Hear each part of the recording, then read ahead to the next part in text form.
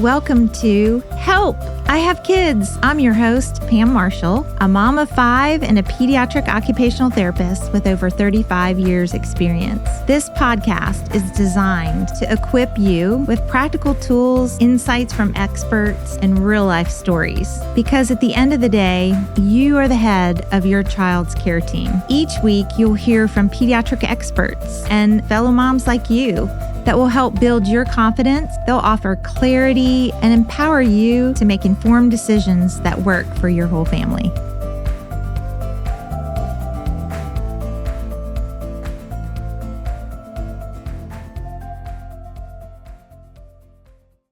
Today's guest is super special to me. It's my very own husband, Jim Marshall.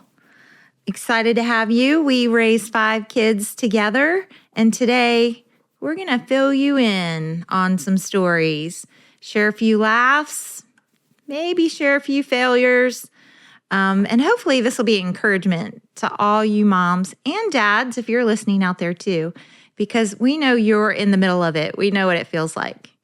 So glad to have you. Thank you. Glad to be here. Today, I know a lot of listeners have gotten to know me, but they don't know anything about you. So tell us about yourself. Okay. Well, I am Jim Marshall. Grew up being called Jimmy. And my brothers and sisters, I was the youngest of 5, were determined to call me Jimmy. Yeah. And fun fact, your family is the same as our family. So our birth order is boy, boy, girl, girl, boy. And you had the same. You were the boy, the youngest. I was the youngest. Am the youngest. And so my dad was a pastor forever. My mom was a school teacher. And that's how I grew up. But I found a love for sports and a love for football real early on. And so got to play college football. And that has just been a joy of my life.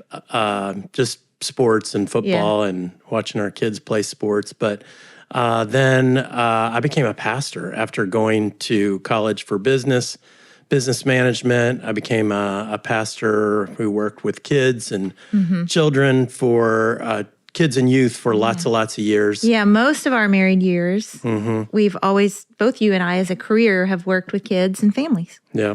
So 29 years being a pastor, and then Pam invited me to join her to work in Marshall Pediatric Therapy. And so I couldn't see it for a lot of years. And then one day I woke up and just felt like it was time. It's time. And now we get to help lots of kids and families together, which is really fun. So watching our son play college football, what's that like? It is one of my favorite things. I'm super nervous before the games, more nervous than I was when I played. And, I agree with you. I'm super nervous before the games too. Yeah. Super. I call it the pregame jitters. I can't eat. I'm squirrely. Yeah. It's really fun. It's so rare to get to watch your kids perform anything, especially beyond middle school. Beyond Little League soccer or baseball, you don't get to see your kids perform or do their thing. So to get to watch your 21-year-old perform, and some of our other kids perform too, it's been really, really fun, and just lots of joy in watching them just face adversity and press through it and celebrate. And so it's one of my favorite things. Yeah. So that is a good thing happening in your life and my life right now, because weekends are college football. Which is we'll fun. get on the road tomorrow at noon and watch our son play the Citadel this weekend. So that's exciting. So tell me a little bit about how you would describe your style of parenting as a dad. Okay, on my best days, I'd be positive, gentle, consistent, loving on my best days. On my worst days, I would have a short fuse and give short answers, maybe give a kid the silent treatment, which I hated when my mom would give me the silent treatment. But on my best days overall, consistently, I would say gentle, loving, encouraging would be what I like to be as a parent. Yeah. And you were. I can attest you were. And so do you remember our life? I feel like we had different seasons of parenting. Everybody kind of has that. And we moved. And as we moved, we remember a place where we just had one child, and then we had 3, and then we had 4, and then we had moved again and we had 5. So we have these different seasons and different homes we lived in. But thinking back, do you remember, what were some things you picked or we picked together as survival mode that got us through the days? What were some things you remember about that? Yeah, I think something we learned is that when someone was at our house or with us on vacation, our kids behaved better. It was more fun to go on vacation with other people. It was more fun to have people over, to have people on vacation. They behaved better. They were embarrassed to argue in front of each other. So that was a survival piece that we learned. We had friends that we went to church with. We had people that would help us in the ministry. Yeah. And we loved those friends. We wanted them to come with us. Loved to be around them. Yeah. They didn't have the money for vacation, so we'd take them on vacation, pack them in the car with us, in the van with us, and they would endure somehow. And they got a free vacation, and our kids somehow loved being around them. We had an extra set of hands for cooking and cleaning. And sometimes we had 3, 4, 5 people with us. It wasn't just one. Yeah. So they would make our vacations, our time away even better. But we transferred that to home, and we would do something called Monday night dinner, which is Monday nights we'd have dinner, but we'd always invite 1 to 3 to 5 people for dinner every Monday night.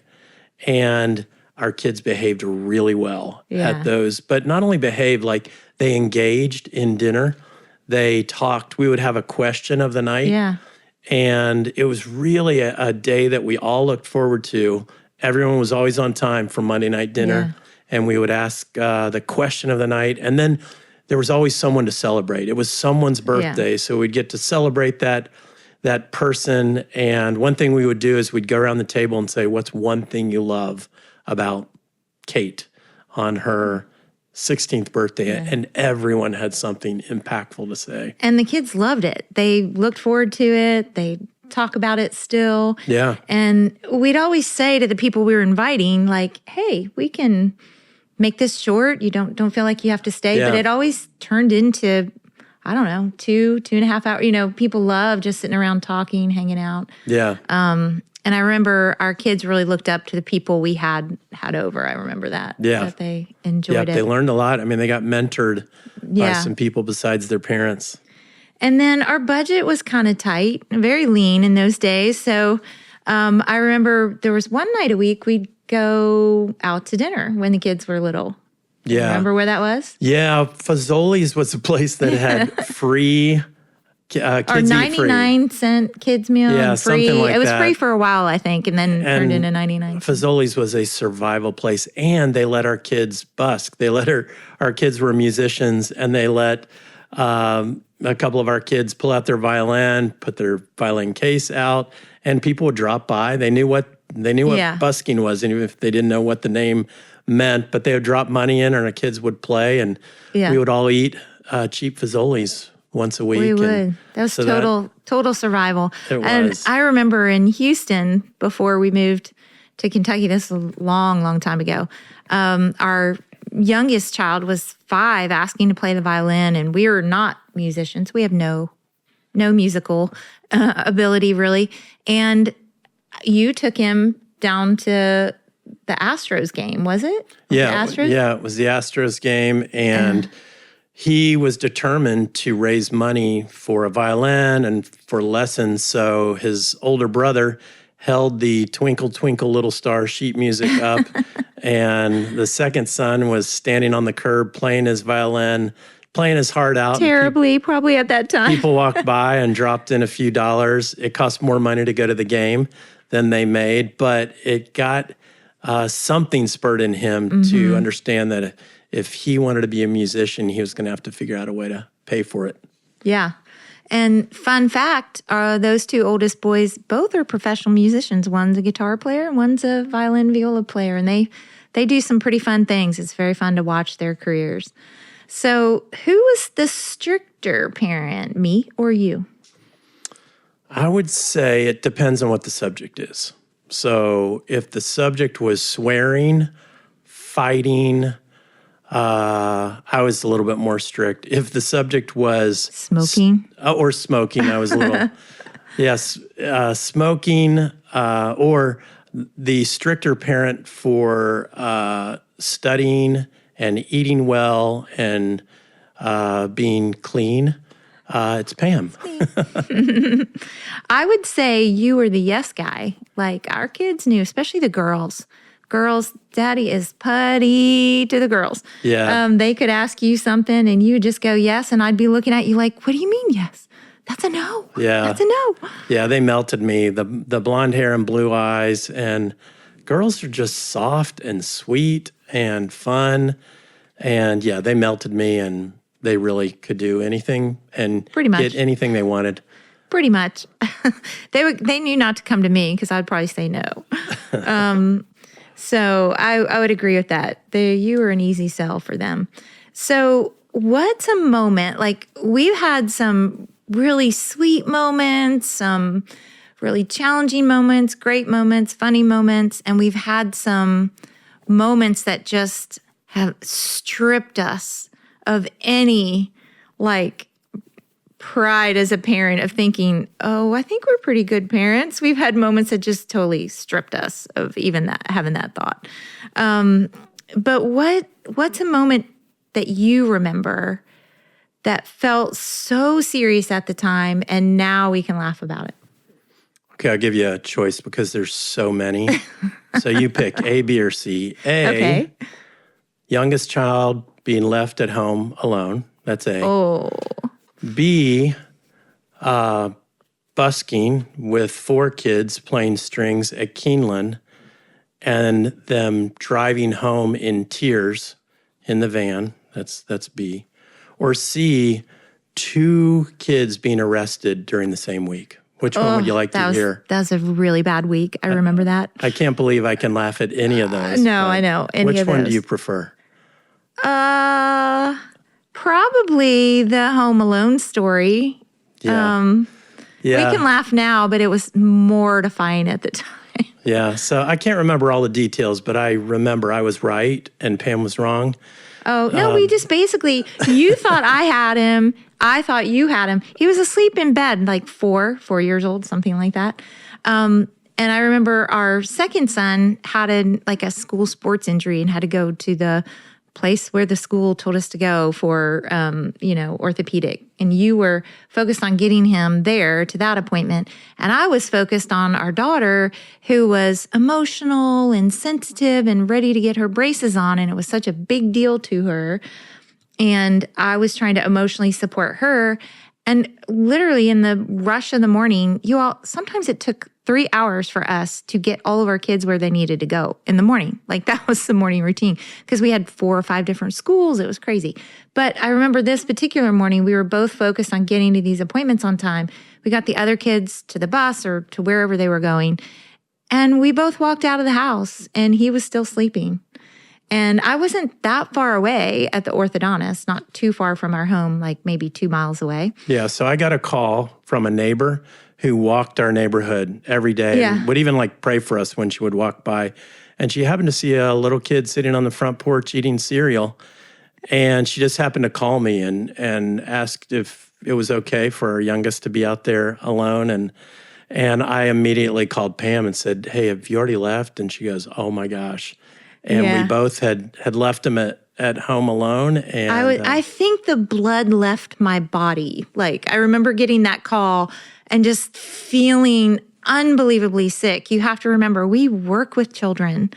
We are, years of seeing hard things and abuse and kids in foster care because of abuse. And just, we've been around a lot of things and just how mortifying that we could do this, that we could have left our child at home was I think all the blood left me, and I just got in the car as fast as I could and got to him. But I knew he was in good hands. This woman had cared for him, and she was gracious. It was embarrassing to both of us. It definitely hurt our pride. Yeah. And it really was the answer to all three of our scenarios that I named, 2 kids getting arrested, 4 kids crying after an incident at Keeneland, and this one left home alone was community.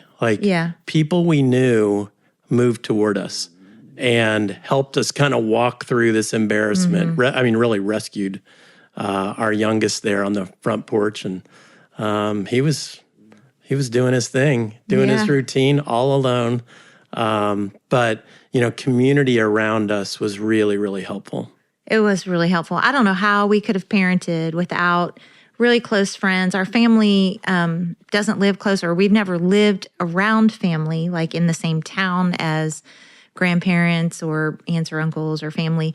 So we've always found community other places, mostly through our church, through people that we're close to. And I think back, there's no way we could have done it without that community, without the love and support of people and people to cry to. Like when things are hard and you're really struggling, like people that we could just let our guard down around, and even have conversations, like realizing that week 2 kids got arrested in the same week. I just died to my reputation as a mom, like really had to just die to it, and realize that our kids' behavior is not a reflection of who we are. Somehow there's tentacles and strings attached to that, and I literally had to just snip them all and not be tied to how well my child behaves or doesn't behave, or the choices they make are not a reflection of me. Yes, I'm their parent, but they're their own independent person. And that was I don't know that I would have faced that had I not been through that hard week. Yeah. Yep. So we've had the ups and the downs. And what's a moment, or what do you think? What do you think helped us? You talked about community. Is there anything else that you think helped us stay as a team? Because we were a really good team. We were on the same team. We used to, tell our kids that they can't separate us. They can't pit us against each other. It's not going to work. We're on the same team. We would say, what helped us be on the same team all those years, do you think? Well, I think before we were married, we decided whether we would have an exit strategy ever in our marriage. And we decided there's not going to be an exit strategy, that we won't leave each other. We decided early on. Our faith helped reinforce that. So that was helpful, knowing that we were in it for the long haul. I think, like you said, helping everyone know that no one was going to get between us, that we were a team and we're unified. And that was really, really important to, even if I wasn't on the same page as Pam, to back her and to not let us be divided. The disunity, whenever we would run into disunity, it would cause all kinds of problems in the family. But if we could be on the same page and have each other's backs, everyone kind of gets on the same team when there's just one team. Yeah. So, and you've been a steady, faithful, great father to our kids. You've just been great. So it's been not hard to be a team with you, to be stuck next to you in just your faithfulness. It's been a good journey. Yeah, thank you.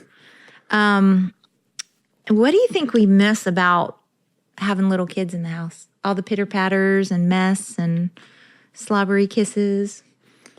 The noise. Yeah. Just the volume in the house is sad. Almost like we lost our dog a couple of years ago. And I could hear him in the house even after he had passed away. For sure I heard Boo running around. But just the emptiness of volume in the house is one thing I really miss, even though it's really, really quiet and peaceful. But that, I think, tears and laughter, maybe in the same 10 minutes, just emotion, joy in the home, and sadness and highs and lows, just learning along with our kids. Like Pam said, we watched them grow into being musicians and things we hadn't done, and watched them persevere through really, really hard things. Yeah, they have. Just kids' routines, the routines that you had to do. I loved driving our kids to school and just the talk time that I had. And let's go the horsey way. We had this one way we would go and we'd see the horses. We'd always ask to go the horsey way. Yeah, so just those conversations.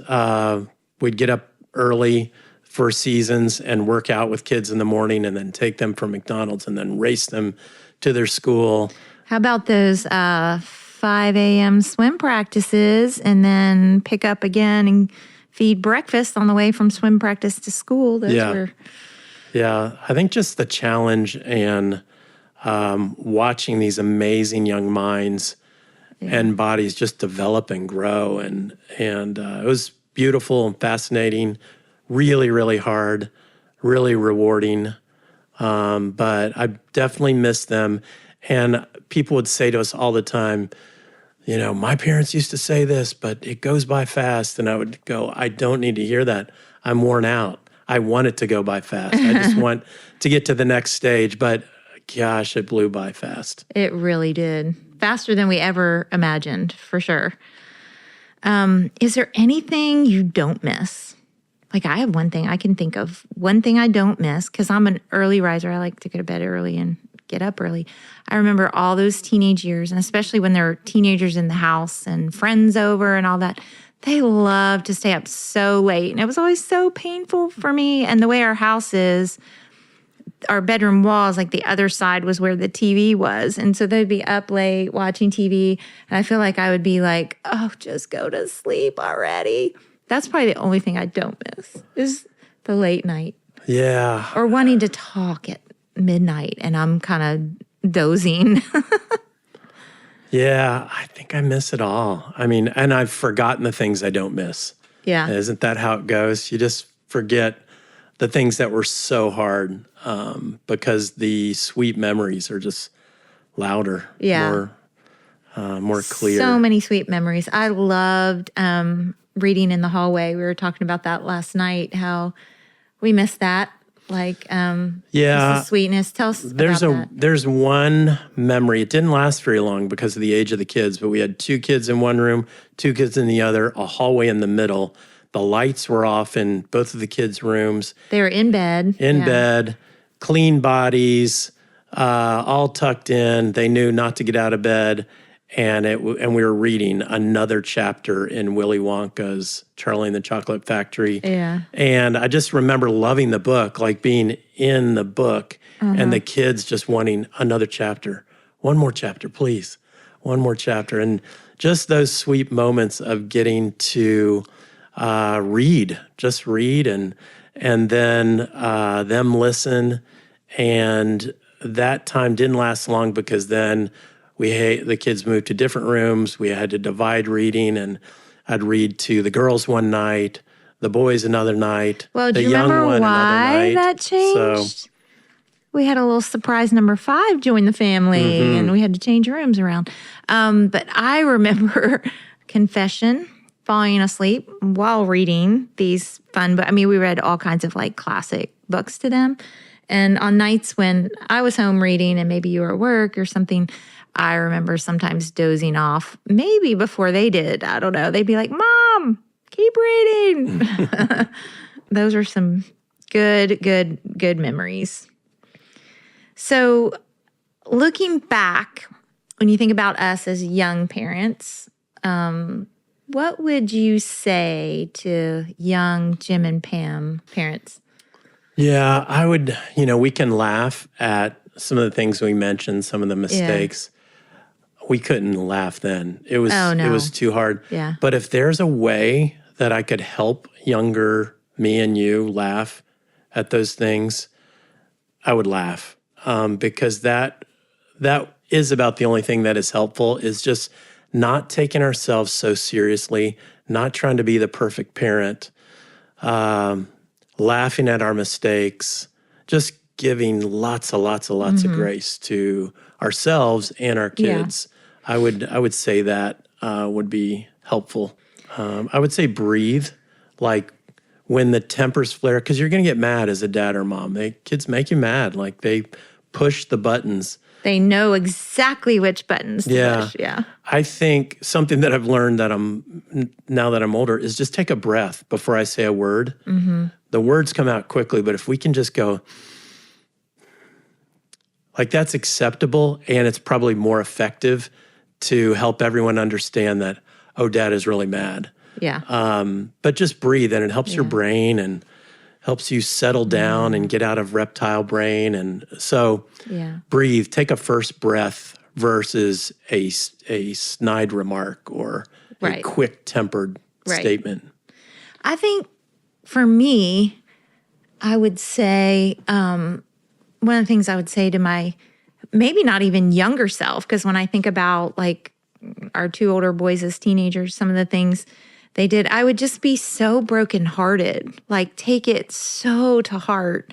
And like you, I think I would look at things a little differently, have a different lens and go, that's all right. It's not the end of the world. They made a bad choice, but I would be like crushed, and I think it had to do with I needed to snip those tentacles. Well, it eventually came and I snipped the tentacles that was, where I was reflecting my, the value of me as a mom based on their choices. I mean, kids make bad choices. And Can I tell one story about that? Yes.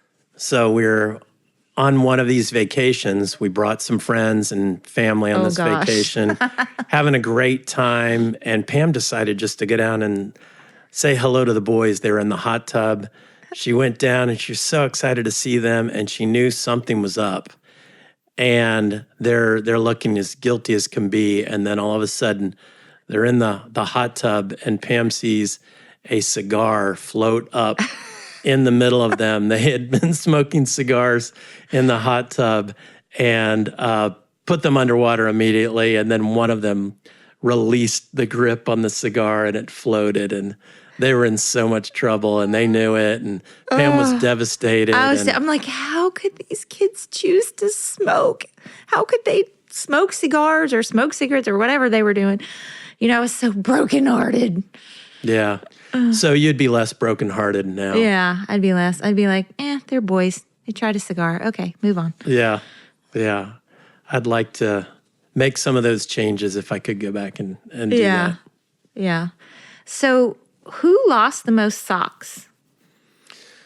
I don't remember that because everyone did their own laundry real early. Yeah, age like 6th grade, they got their own laundry basket. Yeah, but I don't want to say his name, but the second one, the violin player.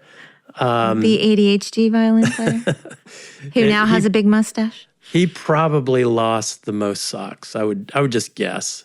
Yeah. But he also was just hilarious and late and just sweet. Yeah, a beautiful soul. Yeah, his middle name is Sweet. He's such a sweet, for sure. Sweet soul.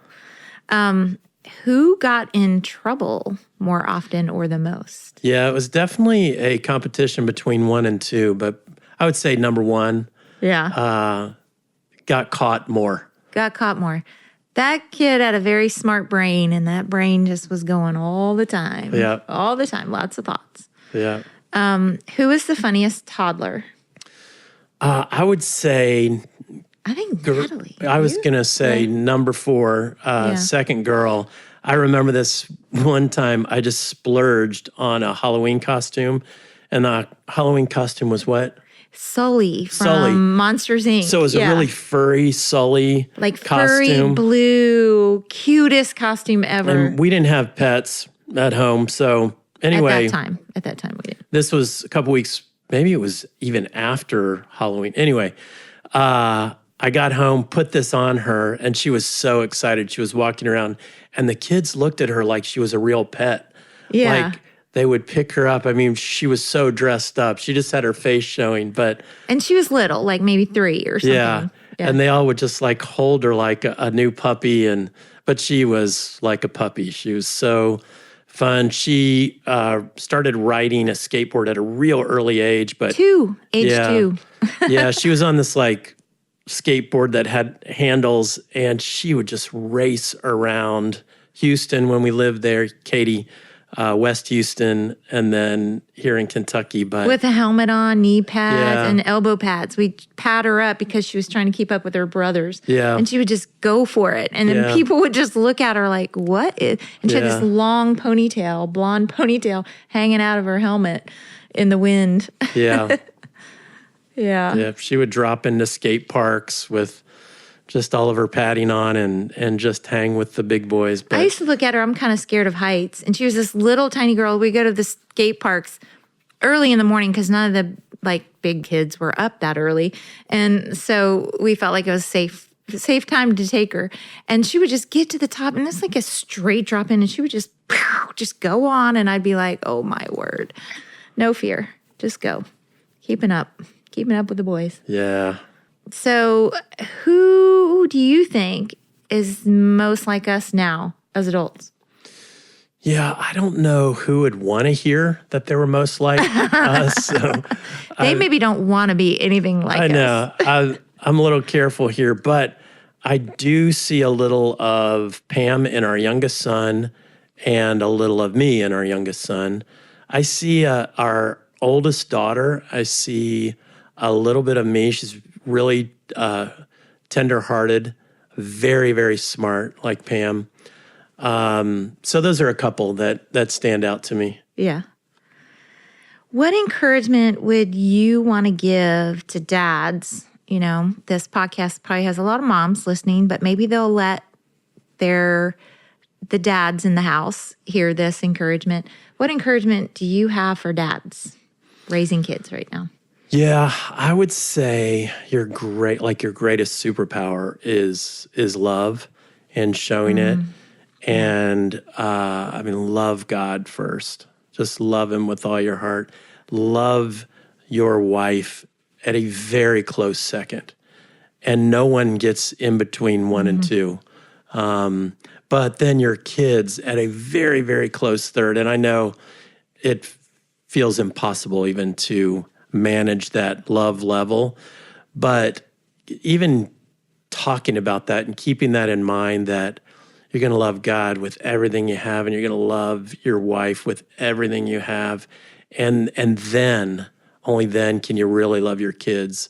Like we talked before, we didn't want anything between us.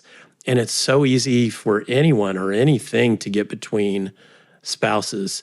And that diminishes the love that you can give to anyone else when you've got that division between the one that you've promised to love.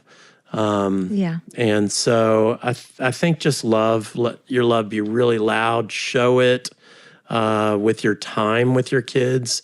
There's so many places that you can give love by just time. Like we said, reading books or driving in the car. Even if they're not talking, know that you've got this little window of talk time, and it'll be over. Once they start driving, your talk time with your child will go down to 10%.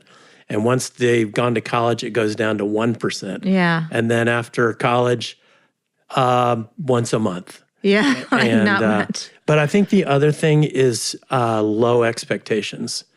Like low expectations on your wife, low expectations on your kids. Don't expect them to thank you back. Don't expect a birthday card. Like, just don't get your don't set your opinion on people based on what they do for you.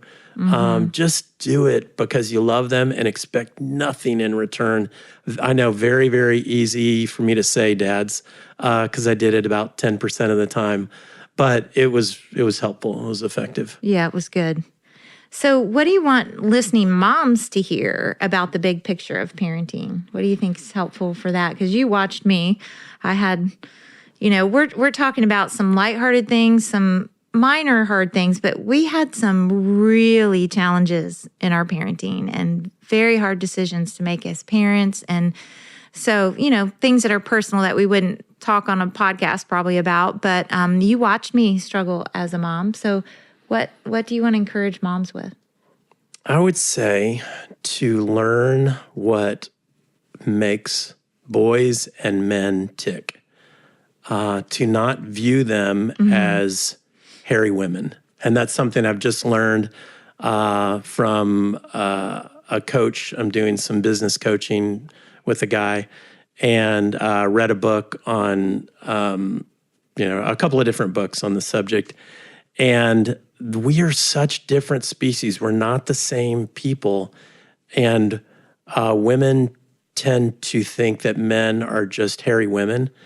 And men often think that women are just buddies, guy buddies.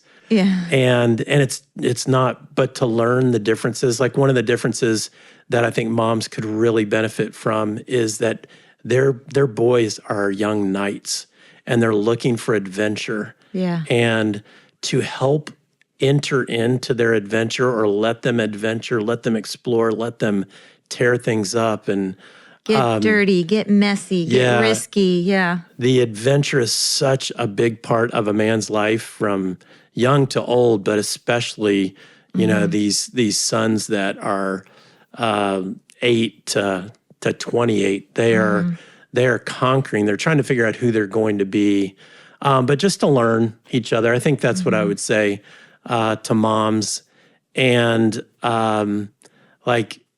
to know this, that your boys really, really love you, even though they may not be able to say it. But I remember my mom.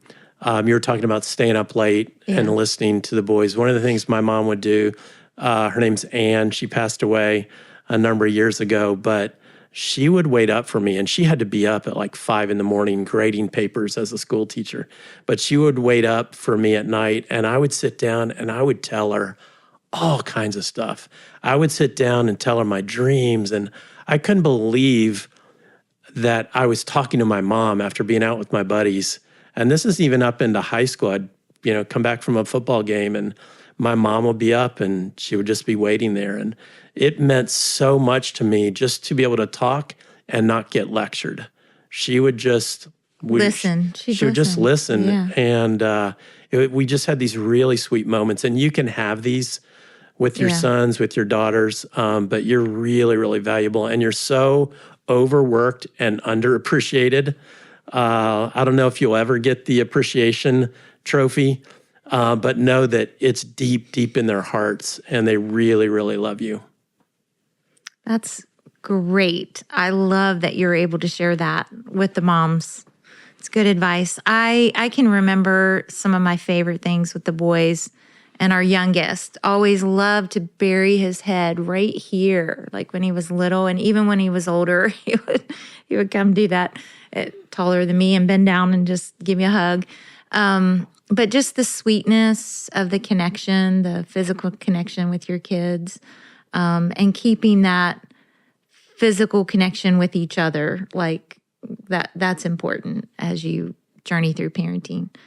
I hope, you've enjoyed this peek behind the curtain a little bit of our life, and that we were by far not perfect parents at all, struggling just like you. And we don't know how to be a parent. There's not a book that teaches you everything. You can read books that are helpful. But it's really choosing to enter into the joy and the laughter and the mess of it and the chaos of it, and building community around you and people around you to help you. So I've enjoyed this time because it kind of brought us back to remembering a little bit. It's been sweet to talk about the memories. Yeah. Yeah, it was good to remember. And we started talking about this last night on our date night, and it was kind of hard. It took a little bit of time to dig back, but once we started digging back, it was like opening up, a photo album, old photo albums of like, oh yeah, I remember that. And you remember the feelings. And it's good to remember what you've done as a parent. Like, you've done some amazing things. and it's really, really hard, and it's really, really worth it. And you're helping kids by being being you, and being your best you. I remember a man told me once, he said, what do you want your children to grow up to be like? Mm-hmm. And I named like 3 or 4 things. And he said, okay, here's how to succeed in this. Here's how your kids will succeed in growing up that way. You be that thing. You be those things. Like, you be you as an example to your kids. And I know that sounds heavy, but it may be really, really helpful for you to know that it's actually being you at your full self and enjoying life. But I really said that to say this to Pam. Pam at Marshall Pediatric Therapy, we have 5 values. One of the values is courage. And doing this podcast is such a courageous thing, because she's just putting herself out there, and I would not have done this because now you have an opinion about me, and you can say anything you want. But if I would have just stayed hidden, we may have not had this moment, where maybe you're encouraged. But Pam, because of your courage to do this, I think lots of people are gaining courage. Because of your courage, our kids will be more courageous. I'm being more courageous. So anyway, thanks for starting this podcast. Thanks. So to sum it up, have no fear as parents. Just dive in. Have no fear. You can do it. We're so grateful for our listeners, and tune in next time. Thanks so much for listening to Help, I Have Kids. If you're tuning into this podcast, that means you're a mom who's curious, committed, and ready to learn. And we see you. We'd love for you to join our Help, I Have Kids Facebook community, where moms just like you are connecting, asking questions, and encouraging each other every day. It's a space for real conversations, expert insight, and support from moms who get it, because we're all in this together. And if you know a mom who's feeling unsure or maybe overwhelmed, or just needs to be reminded that she can do it, she can advocate for her child with confidence, share this episode with her. We're building a village here, and we're glad you're a part of it.